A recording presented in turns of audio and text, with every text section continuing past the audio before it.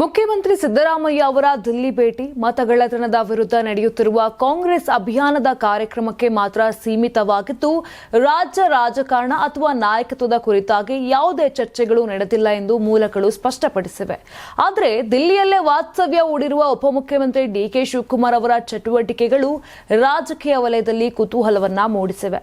ಲೋಕಸಭೆಯ ಪ್ರತಿಪಕ್ಷ ನಾಯಕ ರಾಹುಲ್ ಗಾಂಧಿ ನೇತೃತ್ವದಲ್ಲಿ ದಿಲ್ಲಿಯಲ್ಲಿ ನಡೆದ ಮತಗಳ್ಳತನದ ವಿರುದ್ಧದ ಹೋರಾಟದ ರ್ಯಾಲಿಯಲ್ಲಿ ಭಾಗವಹಿಸಲು ಮುಖ್ಯಮಂತ್ರಿ ಸಿದ್ದರಾಮಯ್ಯ ಬೆಂಗಳೂರಿನಿಂದ ದಿಲ್ಲಿಗೆ ತೆರಳಿದ್ದರು.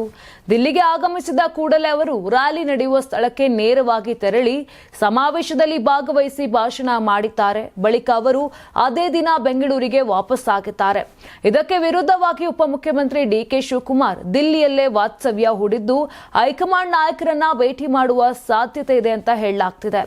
ನಾಯಕತ್ವ ವಿಚಾರದಲ್ಲಿ ಹೈಕಮಾಂಡ್ ಮಧ್ಯಸ್ಥಿಕೆ ವಹಿಸಿ ಮಾತುಕತೆ ನಡೆಸಬೇಕು ಎನ್ನುವುದು ಡಿಸಿಎಂ ಆಪ್ತ ವಲಯದ ಆಗ್ರಹವಾಗಿದ್ದು, ಈ ನಿಟ್ಟಿನಲ್ಲಿ ಸಭೆ ನಿಗದಿಪಡಿಸುವಂತೆ ಹೈಕಮಾಂಡ್ಗೆ ಡಿಸಿಎಂ ಮನವಿ ಸಲ್ಲಿಸುವ ಸಾಧ್ಯತೆ ಇದೆ ಎಂದು ಮೂಲಗಳು ತಿಳಿಸಿವೆ. ಮತಗಳ್ಳತನದ ವಿರುದ್ಧದ ಹೋರಾಟದ ರ್ಯಾಲಿಗೆ ಮುನ್ನ ಎಐಸಿಸಿಯ ಕೇಂದ್ರ ಕಚೇರಿ ಇಂದಿರಾ ಭವನದಲ್ಲಿ ಆಯೋಜನೆ ಮಾಡಲಾಗಿರುವಂತಹ ಭೋಜನ ಕೂಟದಲ್ಲೂ ಡಿಸಿಎಂ ಭಾಗಿಯಾಗಿದ್ದರು. ಈ ವೇಳೆ ಸೋನಿಯಾ ಗಾಂಧಿ, ರಾಹುಲ್ ಗಾಂಧಿ, ಪ್ರಿಯಾಂಕಾ ಗಾಂಧಿ ಹಾಗೂ ಎಐಸಿಸಿ ಅಧ್ಯಕ್ಷ ಮಲ್ಲಿಕಾರ್ಜುನ ಖರ್ಗೆ ಮತ್ತು ಡಿಸಿಎಂ ಡಿಕೆಶಿ ಮುಖಾಮುಖಿಯಾಗಿದ್ದಾರೆ. ನೀವು ಸಣ್ಣ ಆಗ್ಬೇಕಲ್ವಾ? ಅದು ಒಂದು ಉತ್ತಮ ಆಹಾರದಿಂದ ಸಣ್ಣ ಆಗ್ಬೇಕಲ್ವಾ? ಪ್ರತಿದಿನ ನಮ್ಮ ಜೀನಿ ಸ್ಲಿಮ್ ನ ಯೂಸ್ ಮಾಡಿ ಯಾವುದೇ ಸೈಡ್ ಎಫೆಕ್ಟ್ ಇಲ್ದಂಗೆ ನೀವು ಸಣ್ಣ ಆಗ್ತೀರಾ. ಯಾರಾಗ್ತಾರೆ ಎಂಎಲ್ಎ ಅಭ್ಯರ್ಥಿ 2028 ಶೀಘ್ರದಲ್ಲೇ.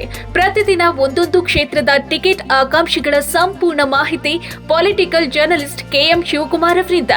ಕರ್ನಾಟಕದ ನಂಬರ್ 1 ಡಿಜಿಟಲ್ ಮೀಡಿಯಾ ನಿಮ್ಮ ನೆಚ್ಚಿನ ಕರ್ನಾಟಕ ಟಿವಿಯಲ್ಲಿ ಮಾತ್ರ.